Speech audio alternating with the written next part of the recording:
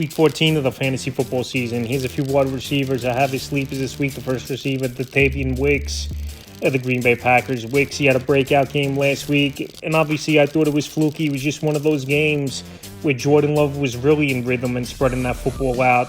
And also as well, we know Matthew Golden, he was out in last week's game. You know, Jaden Reed, he's been out a while. He might return this week, even though I don't think he'll be 100% snap capacity if he comes back this week. The last few weeks for Wicks, week 11 at the Giants, a catch, 9 yards. Week 12 versus Minnesota, 2 catches, 32 yards. And week 13 on Thanksgiving, like I said, at the Lions, a breakout game, 6 catches, 94 yards, and 2 touchdowns. So this week, a good matchup on paper versus the Bears, even though I thought over the last couple of weeks, the Chicago Bear defense has definitely improved, but they do give up the 8th most fantasy points to wide receivers on the season. So, like I said, I thought last week was a fluky ball game for Dontayvion Wicks.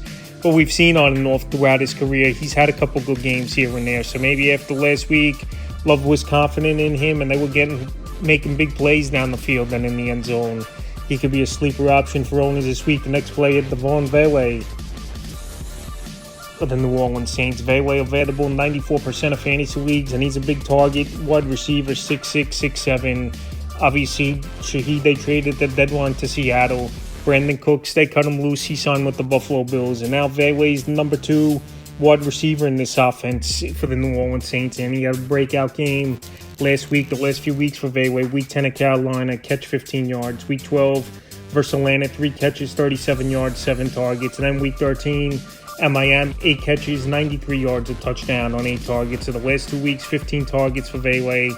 Last week, a big game in PPR leagues with 23 fantasy points. And this week, it is a good matchup at Tampa that give up the 11th most fantasy points to wide receivers on the season. And also as well, it's going to be a game, I believe, where they're going to be chasing points. New Orleans once again and have to throw that football a decent amount of times with the rookie Tyler Shough. So this week, to me, Vele is a decent sleeper option. And the final receiver, Luther Burden III of the Chicago Bears, out there in 91% of fantasy leagues, and he's getting more snaps as the weeks have gone on.